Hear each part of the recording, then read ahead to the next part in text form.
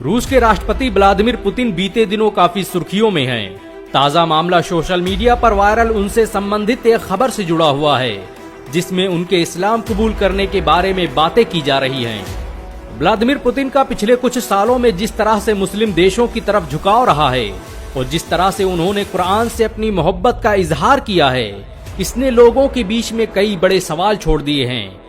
और सबसे बड़ा सवाल यही है कि क्या रूस के राष्ट्रपति व्लादिमीर पुतिन इस्लाम कबूल करने वाले हैं। हाल ही में आई कुछ रिपोर्ट के मुताबिक यूक्रेन युद्ध के शुरू होने के बाद से व्लादिमीर पुतिन का रुझान मुस्लिम देशों खासकर इस्लाम की तरफ बड़ी तेजी से बढ़ा है। बीते कुछ सालों में उन्होंने न सिर्फ रूस में नई मस्जिदों के उद्घाटन में हिस्सा लिया, बल्कि हाल ही में जब उन्हें मुस्लिम धर्मगुरुओं ने कुरान तोहफे में दिया तो उसे उन्होंने सीने से लगा लिया। उन्होंने कहा कि उन्हें समझ में नहीं आ रहा है कि वो इतने कीमती तोहफे को किस जगह पर रखें। लोगों को कुरान का एहतराम करना चाहिए। पुतिन के इस बयान के बाद तो मानो पश्चिमी जगत में कोहराम मच गया।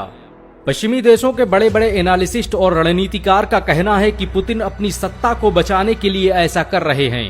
हालांकि इसके पीछे की सच्चाई क्या है ये तो वही जान सकते हैं, लेकिन इतना तो तय हो गया है कि जिस तरह से वो इस्लाम के करीब आ रहे हैं, इससे आने वाले दिनों में कोई बड़ी खबर सुनने को मिल सकती है। सोवियत यूनियन के टूटने और 1990 के दशक के बाद रूस का रुझान मुस्लिम देशों की तरफ ज्यादा रहा है और पुतिन के सत्ता में आने के बाद उसने सऊदी अरब, तुर्की, ईरान से ताल्लुकात काफी मजबूत कर लिए हैं। फिर चाहे डिफेंस का मामला हो या टेक्नोलॉजी का, इस समय ज्यादातर मुस्लिम देश कहीं न कहीं प्रत्यक्ष या अप्रत्यक्ष रूप से रूस से जुड़े हुए हैं। कहा जाता है कि पुतिन ने एक बार तुर्की के राष्ट्रपति रज्जब तैयब एर्दोगान और ईरान के सदर से मुलाकात की और उन्होंने ऐसी बात कह दी जिसे सुनकर दोनों हैरान रह गए। व्लादिमीर पुतिन ने कहा कि मुसलमान शिया सुन्नी मुद्दे पर हमेशा उलझे रहते हैं। हालांकि तुम्हारी धार्मिक किताब एकजुट होकर रहने की बात करती है। ऐसे में तुम सबको मिलकर रहना चाहिए। एर्दोगान और ईरान के सदर के सामने ये बात वो शख्स कह रहा था जिसे आज दुनिया पुतिन के नाम से जानती है। पुतिन अगर इस्लाम कबूल कर लेते हैं तो दुनिया के सामने एक ऐसी ताकत का सूर्योदय होगा जिसके आगे अमेरिका और तमाम पश्चिमी देश नतमस्तक दिखाई देंगे। पुतिन के इस्लाम कबूल करने से इसका असर रूस सहित दुनिया के अन्य देशों पर भी नजर आएगा और रूस की एक बड़ी आबादी मुसलमान बन जाएगी। पुतिन के इस्लाम कबूल करने के बाद दुनिया में एक ऐसा गठबंधन जन्म लेगा जिसके पास दुनिया की सबसे आधुनिक टेक्नोलॉजी और हथियार होंगे और इसे मात देना कभी आसान नहीं होगा।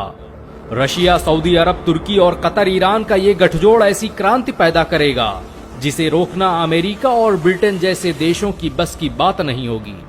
पुतिन के इस्लाम कबूल करने के बाद इसका दुनिया की राजनीति पर गहरा प्रभाव पड़ेगा। एक मुस्लिम शासक के रूप में पुतिन दुनिया के सबसे बड़े और ताकतवर मुस्लिम राजनेता बन जाएंगे। इस समय रूस की सत्ता और उसकी ताकत व्लादिमीर पुतिन के हाथ में है। अगर वो इस्लाम कबूल करते हैं तो वो अपनी शक्तियों का प्रयोग रूस को एक इस्लामी राज्य में परिवर्तित करने में लगा सकते हैं, जिससे रूस क्षेत्रफल के लिहाज से दुनिया का सबसे बड़ा इस्लामी देश बन सकता है।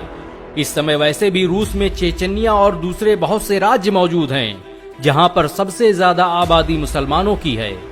सोच कर देखिए, अगर रज्जब तैयब एर्दोगान, मोहम्मद बिन सलमान, तमीम बिन हमाद, ईरान के इब्राहिम रईसी के साथ मोहम्मद व्लादिमीर पुतिन नाम का शख्स बैठा हो तो दुनिया की सुपर पावर का रुख किधर होगा।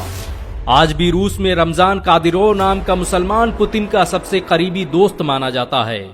पुतिन पहले से ही रूस में इस्लाम को बढ़ावा देते रहे हैं। इस समय रूस में हजारों मस्जिदें मौजूद हैं और ज्यादातर मस्जिदों का निर्माण पुतिन की दौरे हुकूमत में हुआ है। चेचन्या में बनी मस्जिद अहमद कादिरोव को पुतिन ने 2013 में रूस का दूसरा सबसे प्रभावशाली राष्ट्रीय प्रतीक भी घोषित किया। आज भी रूस के विभिन्न राज्यों में 2.5 करोड़ से अधिक मुसलमान रहते हैं। एक आंकड़े के मुताबिक 2050 तक रूस की आधी आबादी मुसलमान हो जाएगी। पुतिन इस्लाम कबूल करें या ना करें, लेकिन उनके इस्लाम कबूल करने की खबरों ने मुस्लिम विरोधियों में हलचल जरूर पैदा कर दी है। अल्लाह से दुआ है कि वो पुतिन को हिदायत दे और उन्हें इस्लाम कबूल करने और उस पर अमल करने की तौफीक अता फरमाए। अगर एक मुसलमान होने के नाते आपको गर्व महसूस हुआ हो तो इस वीडियो को लाइक और शेयर जरूर करें। ऐसी और वीडियो को देखने के लिए हमारे चैनल को सब्सक्राइब करें, घंटा जरूर दबाएं।